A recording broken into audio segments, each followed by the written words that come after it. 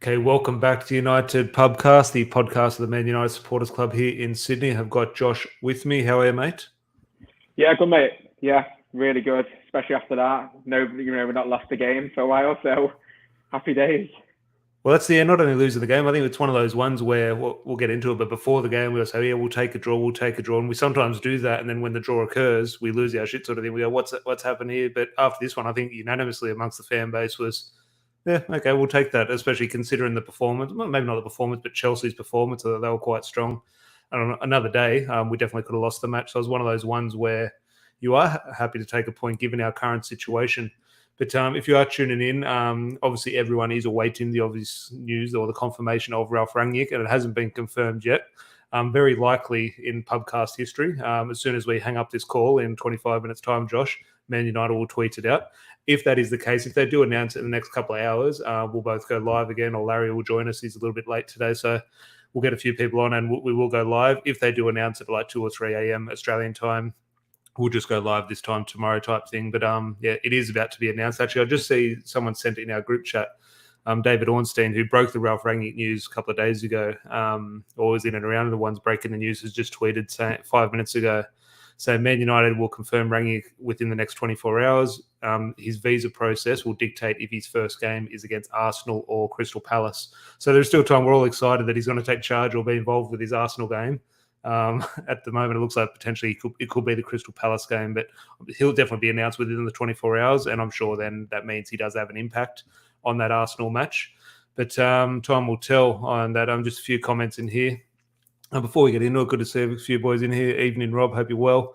Evening, lads. Decent result. At least it wasn't a crap Monday. I wasn't cheering with the result in terms of a draw, but yeah, an acceptable draw. I was happy with it.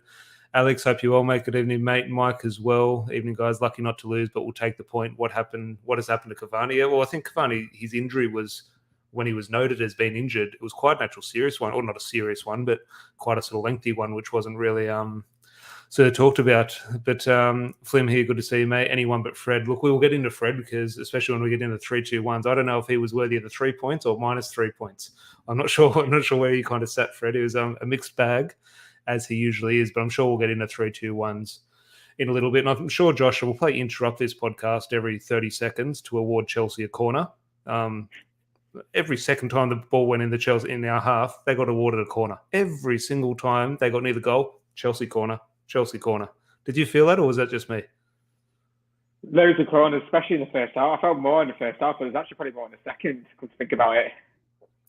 Well, what do you think of it? Because it was every attack ended up in a Chelsea corner, and I thought we quite dealt with it quite well. We've been so poor from set pieces in this season, but De Gea was coming off his line. De Gea was punching things. I think the midfield selection, a lot of people weren't happy with Matic and McTominay playing, and sort of going back to sort of Stoke or West Brom days, or some just having big physical players. But I think it's important having those players in a game against Chelsea where they are so physical, they are so dangerous in set pieces, which we did concede a lot of set pieces. I thought were brilliant in defending them. Yeah, brilliant. And we had a podcast a couple of months ago when we played Atlanta, and you mentioned to me, is Paul Pogba going to start this game because he's played in Italy before? And I think it was the same thing today with Matic. Is Matic going to play today because he's had experience playing with Chelsea? And it proved to be a very good decision because we'll go on to the 3-2-1s, but arguably a contender for man of the match for me. Yeah, well, no, 3-2-1s will be fascinating because I've been having a few chats with a few people today, and the players who I thought did well, they thought were woeful, and the ones I thought were woeful, they'll give them the man of the match type thing. So it'll be interesting. Adam here from the Supporters Club. Hope you all make good evening. And but we'll get into team selection, and we'll just go straight into it. And where else to start? Cristiano Ronaldo dropped. And I just want your thoughts because when we signed Cristiano Ronaldo all those months ago, we're all sitting here and we all said, okay, he can't play every game. There's going to be times where he's dropped and rested. The 2 times that has occurred, it's blown up. Oh my God, how can you not play Ronaldo? Even sort of level, Roy Keane, I love the guy, but level-headed fans or someone like Roy Keane, even he loses his mind saying he can't be dropped. Sir Alex Ferguson saying, no, you can't drop Ronaldo. So what do you make of the situation? Because we all sat here and said, yeah, not every week he can play. The only 2 times, every other time he has played, the 2 times he hadn't started, we've lost our shit type thing. So just your thoughts on the team news when you did see it.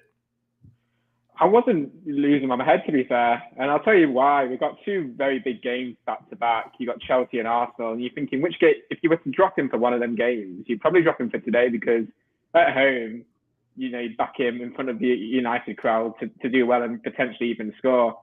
I was probably kicking off more when he was dropped against Everton, because you think, home game against Everton, kind of a must-win game, because I think we'd had a few bad results, not as bad to the extent we've been on in the past month and a half, but definitely you're probably shaking your head while you're dropping in for a game like that. Whereas today, you're playing against the league leaders, you're thinking, let's try and shut shop a little bit, be a bit more organised in the back. And yeah, we ended up conceding, albeit by a penalty, but defensively, the game plan pretty much worked. Yeah, well, I think that's the thing. A lot of people have said, and in hindsight, the way the game played out, like I've said before, when we went to the 3-5-2 a couple of weeks ago, and everyone's saying, well, how are we going to get Jadon Sancho into the team? I actually don't mind Jadon Sancho up front. Obviously not a long-term position for him, but to do a job, I don't mind him up there. And look, him and Rashford up front ended up causing them a little bit of trouble, and obviously a great goal by Sancho, which we'll get into. But what did you make of the midfield lineup? Because when you saw that midfield, you thought, okay, well, Sancho's playing up with Rashford. Okay, where's the width? Or are they going to provide the width, and is Bruno going to play a type of false nine? Because it's always Matic, McTominay, or McFred, or Fred and Matic type thing. To have all three of them in there, it was an interesting dynamic. But I'll go back to almost my point about the set pieces, saying quite smart against Chelsea. Now, it's not the Chelsea of 07, 08 who are very fit, physical, strong side type thing, but they always do provide a battle, this Chelsea team. Okay, and on N'Golo Kante wasn't in there, but Rudiger sort of drives into midfield. Christensen wasn't there, but I think we did need that physicality over sort of the ball playing ability of a Donny van der Beek type thing. I wasn't cheering with the team selection of seeing them in there, but I could understand Carrick's thinking. Going away to Chelsea, you're going to have to fight for the points, and you need three players in there like that. Yeah, exactly. And initially, I actually thought we were going for five at the back. I don't know who was on co-commentary on Optus, but he said the same thing. Maybe there's going to be five at the back, but McTominay maybe pushing in as that extra centre back, but it didn't turn out to be the case. I think it was definitely the right decision. I mean, you look at games like that in the past, and Carrick alluded to it in his post-match interview. Those types of games, especially Chelsea in good form, they're going to have the peak of the chances. But United are going to be afforded one or two chances. Yeah, albeit the goal today was a massive error from them, but we did get a chance towards the end, which Fred squandered. You're not going to get those one or sort of two chances in a game like that. And I think that was his thinking behind it. If we're organised, we'll get the opportunities. Yeah, no, it's hard to argue. What do you think of this? You just mentioned in terms of Carragher and Keane after the match. You see Mike here saying, did you see Roy Keane and Carragher battling it out over Ronaldo? Entertaining, but I thought they both made valid points. And I think that was the thing. You almost try and pick sides in when Carragher and Neville, or Carragher and Keane, or Souness and Keane, you always try and pick the Man United side. And I thought both made points. Both were completely right in what they were saying. But in terms of the heated argument, it was obviously entertaining, and you try and pick a side. I thought maybe Carragher kind of won out in the debate, but Roy Keane was completely sensible in what he was saying. But what do you make of it? Because I've been watching it all day. It was great. It's great telly. I actually listened to it on Spotify. It came towards the end of the coverage, but I don't think Carragher's that wrong, in all honesty, especially in a game like today. You need 11 people or 10 players, if you disregard the keeper, that are going to defend. And, you're guaranteed to get that in a sense with Rashford and Sancho starting. They'll work their arse off to go backwards. That's no disrespect to Ronaldo. Yeah, he does track back, a lot of the time, but, consistently in the game, you need people that are going to work for 90 minutes. And I don't think it was the worst decision. And it's proven not to be the worst decision. I think the only thing you could argue, and we'll probably get onto it later, is I thought Bruno was probably the worst player on the pitch, in my opinion. I know he set up the goal, but what about that switch? The switch, he does it a few times, that switch, when he gets the ball from a throw in, and I think he put it straight to Hudson. I went back to bed, almost went back to bed. And I like it. He just sort of put, that was my bad. Sorry, Blades. I was like, Jesus, he was lucky there. Sam saying, if that's Harry Maguire, what's happening? If that's Fred, we're questioning leadership, we're questioning character. But Sam here saying, don't know if you've spoken about it, but Wilson, don't know who Wilson is, got pushed over and it was too soft for a pen. Wan-Bissaka hit Thiago with his pinky toe, and he goes down. Actually, we'll go on to the penalty. Sam brings it up there, the penalty. Look, it's a hard one. I remember it was the FA Cup semi-final. Kurt Zouma absolutely does the exact same thing, but 10 times worse on Anthony Martial. Absolutely nothing. But that was Mike Dean. That's another case. Just what do you think of it? Because in my opinion, look, if that's at the other end, I'm screaming for a penalty. So I'm having no complaints that I can accept it's a penalty. However, facts are facts. If that's on halfway, it's not a foul. That challenge happens 100, 150, 200 times a game. That contact happens and it's not a foul. Inside the box, oh, he touched him, penalty. So I'm not having any complaints. I understand those are given. It's just harsh. It's unlucky. Just what are your thoughts on it? Yeah, I completely agree with you. It is unlucky. I mean, if it's the shoes on the other foot, I'd be screaming penalty. It is soft, but I think that's down to how experienced Thiago Silva is. He's been in the game for 20 odd years almost. He's an experienced player. He knows what he's doing. You pretty much see Bruno falling down in the same situation. That's why I kind of have no complaints. Exactly, but he's an experienced player. And I thought he was actually their best player on the pitch. Silva is so organised. Yeah, a few people here saying definitely agree that it's a penalty, and which I think is fair. George here saying harsh but fair call. Silva was just too quick. Yeah. Just one of the ones here before we get into a little bit more of the football, Damon here. Matic in a 2 is painful to watch, but in a 3 he looks a bit better. Yeah, I thought Matic was sort of quite solid, and I don't know where that came from, whether he was just due a good performance, or as Joshua alluded to, in regards to maybe had a point to prove in regards to a trip back to Chelsea. But before we go on to, I want to talk about the Jadon Sancho goal before we get into 3-2-1s. But we'll start on the defence because, okay, it's not a clean sheet. Some people have said, and look, Harry Maguire is going to come into this discussion. And I can almost hear Larry. Larry's not with us, but I can hear Larry when I'm going to go into Eric Bailly here. He's going to say, why is he defending Harry Maguire? This is not a defense of Harry Maguire. It's a criticism of Eric Bailly. And look, I like Bailly as a character, and I think he's good to have in the team. There was an argument going around that we defended well today. I couldn't disagree more. I think Chelsea had 24 or 25 shots. We could have been 3-0 down in the first 10 minutes if it wasn't for David De Gea. I don't think the defending was good today. Now, ultimately, it's a set piece. It's a penalty. So in open play, we didn't concede any goals. Statistically, okay, we may have looked better. I thought defensively we were really bad. And Eric Bailly on the ball, when Eric Bailly was defending on the ball, tackling, jumping, running, thought he's fine, good. And he shows his attributes. He shows what he can bring, especially over Harry Maguire. 100% agree. But what Eric Bailly, in my opinion, was doing was killing everything else, because when we're watching the ball on TV, we watch the ball. We watch who's engaged with the ball. We don't watch what's 70 metres, what's happening on the pitch 70 metres away. And when Marcos Alonso has the ball, Eric Bailly's decision-making is off, and that's affecting Victor Lindelof. It's affecting Alex Telles. When Reece James has the ball, Eric Bailly was in defending behind Alex Telles, which then brought Victor Lindelof over. Then that's why they're able to get that quick switch over to Aaron Wan-Bissaka's side and sort of overload him a little bit. And I think so much of it was down to Eric Bailly's decision-making. And again, I thought he played fine on the ball, but I thought that is where his experience and sort of lack of intelligence was, it did cost us. But what do you think? Because a lot of people do have him as sort of maybe a candidate for 3 points. They did like his performance when you compare it to Harry Maguire. I thought defensively we're okay today. I think we grew into the game, but the first 3 to even 6 minutes, you could have been 1 or 2 goals down.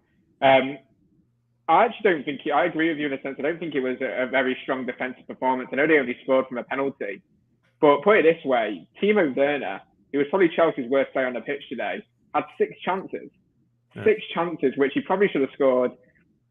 Watching the game back, I'd say 2 or 3 of them. You should have, really be testing the keeper if not scoring. Romelu Lukaku, to an extent on the pitch, he's burying one of them. Harry Kane, he's burying that. A world-class striker. United could be losing that game 2 or 3-0, and we're looking at that completely differently. Probably slating the tactics of the manager, because you lost that game 2-0 and not created anything with 7 defensive players starting on the pitch. I thought we grew into the game defensively, but again, I don't think it was a masterclass in how to defend football. And I think, a lot of United fans will be naive if they're thinking that. Yeah, no, I'd argue. Yeah, it's interesting. I almost forget, in our group chats we're always talking, I think someone said, when's Rafael Varane back? I forgot Rafael Varane plays for us. We've got such a discussion around Matt Maguire and Eric Bailly and this and that. Varane's been brilliant when he's played. He just hasn't played enough. He's obviously, unfortunately, been injured. But before we get into Sancho goal, just 1 or 2 more comments here. Alex saying, can't stand the defence, always playing up the right-hand side. Wan-Bissaka is technically the worst in the squad. That's an interesting case. It'll be interesting to see how the point of our attack changes under Rangnick, or whether sort of we are playing out from the back or a little bit more sort of direct. It'll be fascinating. I don't think he'll want Aaron Wan-Bissaka on the ball as much as possible. He's spoken about your goalkeeper being the least, sort of the player with the least quality, so the goalkeeper should have the least touches. Now, obviously, that makes sense. But then that thinking from Rangnick will obviously go towards Aaron Wan-Bissaka. Well, if he's the least technical, we want him to have the least touches on the ball. So it'll be fascinating how that point of attack changes. Mike here, just before we get into Jadon Sancho, tell me in a 4-3-3, who's your ideal midfield 3? Changes every single day. One day Pogba's in there for me, the next day. Look, ideally, if I could, it'd be Matic, Pogba, and Bruno. But then we'll sit here and after half time, I'm saying get Pogba off because Pogba and Bruno don't quite work together. I think at the moment, in terms of who's available, I'll be looking at Nemanja Matic, Bruno, and probably maybe Donny van der Beek. Maybe Donny van der Beek in more of an 8 role and Bruno more advanced. And Matic sitting in behind. But I think that'd be harsh on McTominay and Fred because they've been doing quite well, in my opinion. Now, not up to Man United standards, but in terms of the situation we found ourselves in, I think they have been doing a little bit of decent work. Now, before we get into those 3-2-1s, Josh, Jadon Sancho, he's found his form. Not only the goals, he's playing well now, and obviously been well rewarded with the goals. But what do you make first of his performance, but then secondly the goal?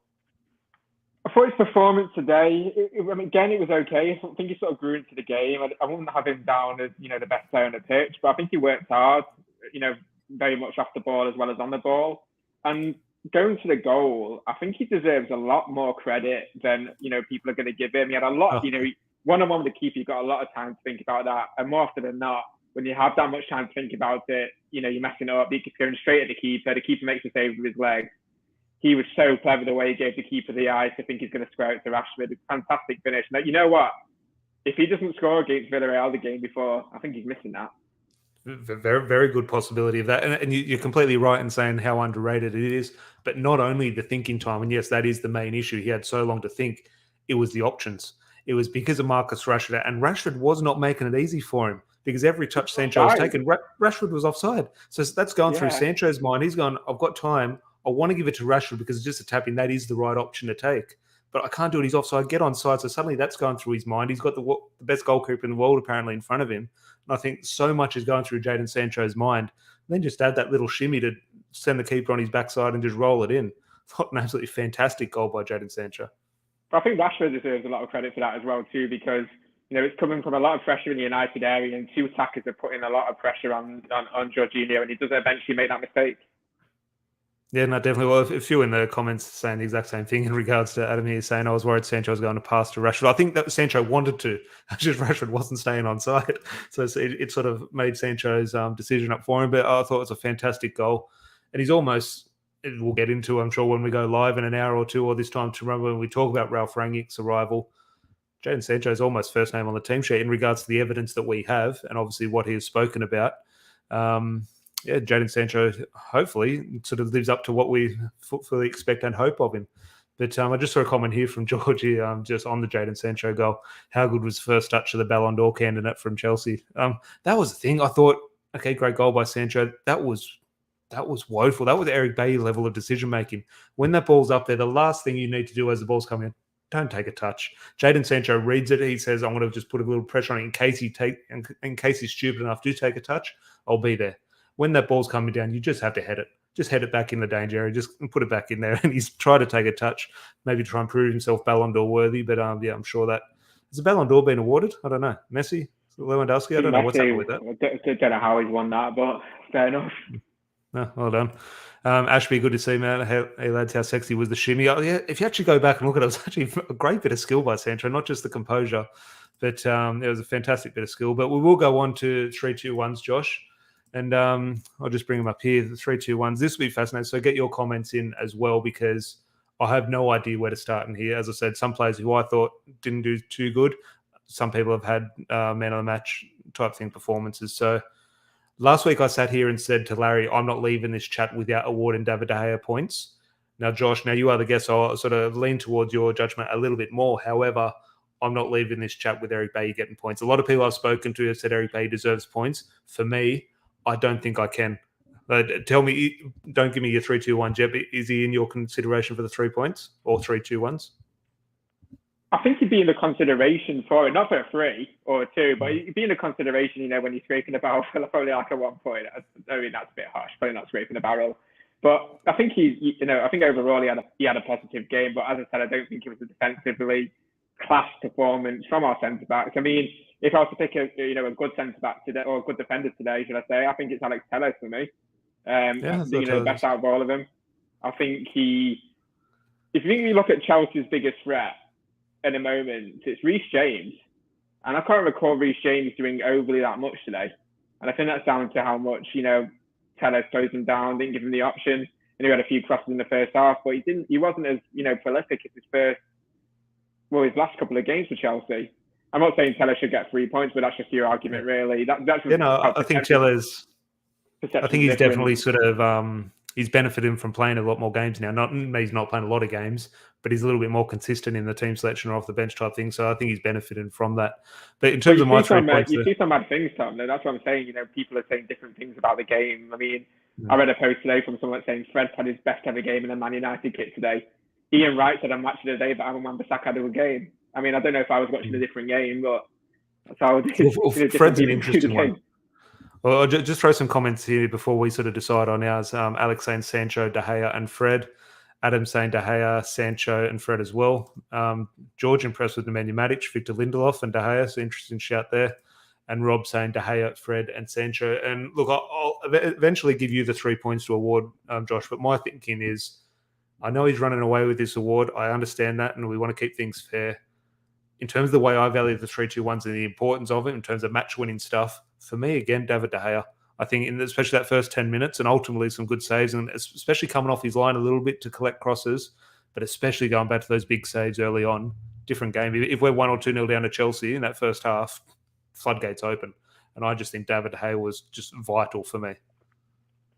I think it's going to be very different for everyone here. I mean, I'm sort of leaning a little bit towards George as I've just swapped, De Gea for the 2, and then I put as a 1 Tellez. So I'm going for 3 Matic, 2 De Gea, 1 Tellez. I think De Gea's an important one, but he's running away with it, and I feel like I need to give someone else a chance. Some strategic votes here, I think. We all know De Gea's going to win at the end of the year, and I think if you were to argue him for 3, I mean, he's kept us in the game in the 3rd minute and probably in the 30th as well later on. He's made 2 really decent saves where Rudiger hit the crossbar, and I think he had a massive impact tipping that onto it. He had a very good game, De Gea. There's no argument against putting him for 3 points, but I actually thought Matic had a fantastic game today. I thought he brought an element of calmness to him. He was very well organised, and I think that rubbed off on Fred and McTominay, who probably had above average games. I think McTominay was even awarded man of the match. Yeah, he got a lot of stick, as he always does on Twitter, but looking back, I thought he did a really good job. Again, not what we want, but in terms of what the manager needs, not what fans want, but what the team needs, what the manager needs. I thought McTominay did quite well. So rewind me there. Okay, Matic is an interesting shout for 3, but I'll take it because, again, I thought he did have a good game and sort of provided a solid base, and Fred and McTominay did sort of get a little bit more advanced because of Matic's presence. De Gea for 2, who was your 1 point? I'm going to give it to Tellez, or I'd give it to Sancho. I mean, Sancho. I'd be saying Sancho. I'd be saying. Yeah. I think he did very, especially in a unique role of playing up front, and ultimately the goal. I think the goal is crucial. Yeah. I think it'd be tough not to give it to Sancho. I mean, special mention to Tellez. I thought he had a really good game today. Yeah, it'll be interesting. There was a tweet popped up in terms of an update from Michael Carrick gave about Luke Shaw, but it'll be interesting to see Luke Shaw because I think it was a concussion type injury, so it'll be fascinating. Actually, see that ball that hit McTominay? I thought he was off with the concussion rule. See that shot that he blocked with his face? Yeah. Oh, that was. Sometimes they go down and they think, "Oh, get up." That one dropped him like a sack of potatoes. That was a hard hit. So he did well to get up. He was unlucky with the booking McTominay. I don't think he should have been booked. Yeah, the referee was interesting that one. I thought he was good and bad at the same time. I think it was fair enough, like type thing, the refereeing, but it was interesting. Sometimes I thought he was favouring them, and then the next thing I think, oh, geez, we got away with that type thing. But there was a lot of love for Fred in the 3-2-1, so he's unfortunate not to get some points. But George saying here, how good was Fred's pass to Mendy if only he could hit a United player on the chest like that? And I just want to bring that in before we wrap up the podcast in regards to Fred and those things. Yeah, we could be having a very different discussion. If he chips the goalkeeper or if he finds Ronaldo or he slips Lingard in and we win the game, we're talking Fred Brazilian masterclass type thing. However, it ultimately was a back pass. And did you see 10 minutes earlier, he almost fancied himself from 60 yards out. He tried to line up a shot from 60 out and he thought better of it.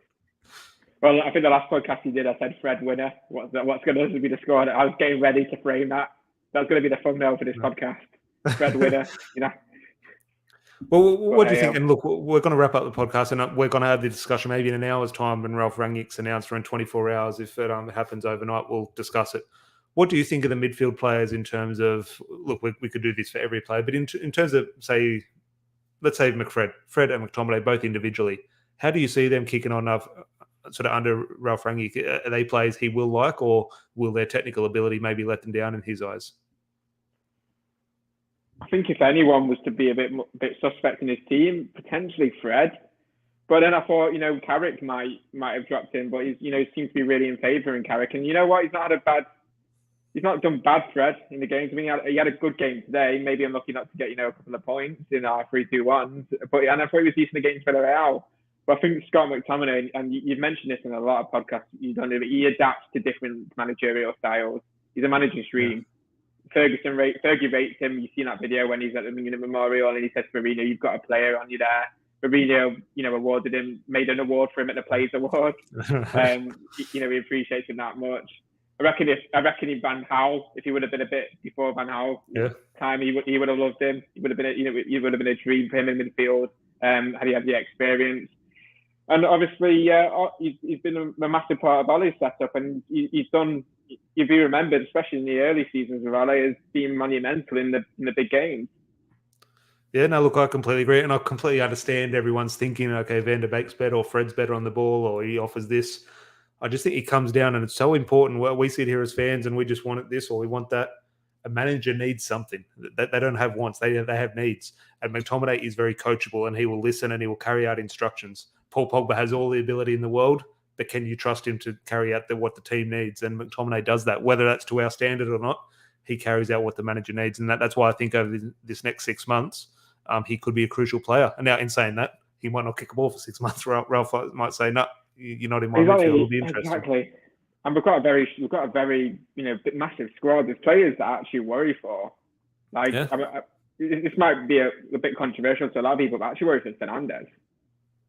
I don't know how. Actually, I was thinking that. Look, that's an interesting one, and we're going to dissect this a lot over the next week. I was thinking of Bruno, and my first instinct was along those lines, yes. But then I was thinking, well, no, I think you get a tune out of Bruno Fernandes from the defensive side of things. In terms of Bruno does want to go get the ball back, and I think that will set the tone, and I think he'll earn a spot through that. I think he'll almost be the trigger, because if Ronaldo's going to play, Ronaldo's not going to be the trigger to sort of start a press. I think that'll fall on Bruno. And I think Bruno's desire to go and close things down, I think that'll keep him sort of happy in Ralph's books. And I think we've got a fair few attackers as well that you potentially worry for. I hope Greenwood pushes on, still gets the opportunities. I hope he still doesn't disregard Cavani, because he can bring a lot to the game, especially when he is fit. He's proven to be very good, but it's just his injuries let him down. Yeah. And then Martial, obviously. Yeah, Martial. Yeah, well, Martial, Rashford, that's another debate. But just last comment here before we wrap up. That was a good one, which I completely agreed with at the time. Fred trying to read the paper of instructions was pure comedy. Someone's got to teach him to read and write. I just think my issue with that was, why give the note to the one player on the pitch who doesn't speak English? I thought, give it to anyone except Fred. That's not a criticism of Fred. I just didn't understand giving him the note. And he just held up 3 fingers. Okay, Matic, drop a little bit deeper into a sort of 3 at the back type thing. And but look, fair play to Fred. I thought he did well today. And he was, that nutmeg on Rudiger, he almost scored one of the all-time Brazilian great goals.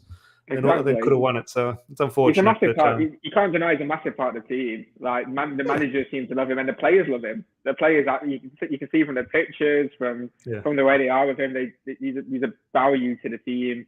Maybe not in our eyes at times from the football, a lot of the times with the football, but there's something that they see that a lot of us don't. Yeah, no, look, I completely agree. And this one thing's like, fans, we do want these things. We do have these standards. We want to go back to the late 90s or the early 90s or the mid 2000s. But managers need something else. The game has changed. Managers do need people who get in there and do a job first when things aren't going well. When you are top of the table, yes, you can go play free-flowing football. But when are we? Where are we? 8th, 9th type thing? Or when we're in the position we're in, we need people to go in and fight and do a job. And that's just not pretty. But that is life at sort of football at that level, unfortunately. But it will be interesting to see how it changes. Was so good as a player. Yeah. That's why Michael Carrick was so good. He could almost come back into this midfield. He was a few years younger than Emmanuel Matic. Should be almost the ideal number 6. So Carrick will, as I said, one of the most underrated players we have had. But hopefully everyone did enjoy the chat and sort of happy, or maybe not happy, but content with the point, acceptable point await Chelsea. If so, it'd be great if you could like the video. Now, as we said at the start of the podcast, I haven't been on Twitter, but I'm going to be scrolling through Twitter until I go to bed, waiting for this Ralph Rangnick announcement. If the announcement is quite soon and happens in the next 2 or 3 hours, we'll go live, whether Josh joins us or Larry's back, or we'll get a few guys on and just sort of dissect the news as it unfolds. If it does sort of occur maybe sort of afternoon time in the UK and sort of 2, 3 a.m. in the morning for us, we obviously won't go live. We'll go live tomorrow night, same time, sort of 7, 8 o'clock at night, and dissect the news. So make sure you are subscribed. That'd be great, so you can be notified when we do go live. As I said, please do like the video. And Josh, always a pleasure. I was about to say always a pleasure chatting a win. Obviously, it wasn't a win, but a little bit of a feel-good factor compared to previous results. I mean, I can't remember the last time we talked about a win. It's a long a couple time. of days ago, Villarreal. Well, I wasn't there, but I can't remember the last time I talked about one with you. But hopefully Thursday, Friday morning at Scruffy Murphy's, we'll all be celebrating before the big match against Watford at the weekend. Yeah, well, definitely. Well, look, hopefully Ralph Rangnick is in charge. As I said, his visa might sort of play a little bit of an issue with that. But if you are in Sydney, before we wrap up, and we'll plug this a little bit more throughout the week, but if you are in Sydney and work in and around the city or have nothing on Friday morning, obviously we're playing Arsenal and it's a 7:15 a.m. kickoff. So it's obviously better than a Monday morning, 3:30. So we are going to take advantage of that, a few of us from the supporters club, to go and watch at the pub. Now, obviously, it's a midweek game and 7 o'clock, not ideal for a lot of people with work. But if you do work in the city area, or you have the morning off and want to join us at the pub for a little bit of breakfast and watching Arsenal, maybe someone can bring a couple of bags of popcorn for post-match when we tune into Arsenal Fan TV. But feel free, just send us a message and we'll put your name on the list and we can come down with you and just enjoy the new era, because it will be Ralph Rangnick's team then. And at the end of the day, we don't have many sort of managers at Manchester United. Every time there is a new one, it's a big part of Man United's history, and he'll be a part of that now. Exactly. Really quickly before we go, and I know we said we'd wrap this up in about half an hour, but Paul Mercer made some comments on Soccer Saturday, and he said, for all the hype United are, giving him, and a lot of neutral football fans giving him Clark and managers as well, Tuchel. Why has he not been scouted before as a manager for a big club? What do you make of those comments? Well, he has been. He has been in and around those clubs type thing. Like, I remember he's linked with Chelsea a while ago. He's obviously linked with Arsenal when Arsene Wenger was leaving. So he has been in and around these big jobs. But it is I don't agree with it. But it's a fair point. Let's say Jurgen Klopp was he at a big club before he went to Dortmund. Dortmund's almost that second tier as well, almost where Leipzig are now type thing, which obviously Rangnick's been at. Was he there at a club like that before he went to Liverpool type thing? Everyone does need that stepping stone, but we are in a situation where we're not looking for that manager now. He's coming in for the next 6 months to get us over the line and obviously move upstairs. Now, again, it'll be fascinating how that unfolds, and it's very unlike United to be planning in the future that way. I could understand Merson's points, and look, if I wasn't a Man United fan, if he was going to Liverpool or City, I'd be probably making the same case. I'd say they're getting a no-one type thing. So a little bit of fan sort of banter and rivalry sort of does play into this argument. But I think what he's done and what his job description will be, I have no issue with him not performing it. Look, maybe it is a concern in terms of his management, in terms of we're in a... But are we, like Roy Keane said, are we in a position to be winning Premier League titles or Champions League titles? In my opinion, that's not Ralph Rangnick's job description this year. No. I think he could get us a trophy, though. Well, I'm starting to think FA Cup. In terms of Roy Keane coming back and saying, Man United are a cup team. Ronaldo's in here to win the FA Cup, not the Champions League. So all my eggs are gone in the FA Cup basket this year because Roy Keane said so. But hopefully everyone did enjoy the video. Make sure you do leave a like. And if you are new, that would be good if you could click subscribe, because I'm sure we'll be live very soon when Ralph Rangnick is announced. If not, it'll be this time tomorrow. But Josh, always a pleasure. Thank you, everyone in the chat. Good to hear from everyone again. And we'll chat to you whether in the next hour or 24 hours. See you soon. Cheers. See ya.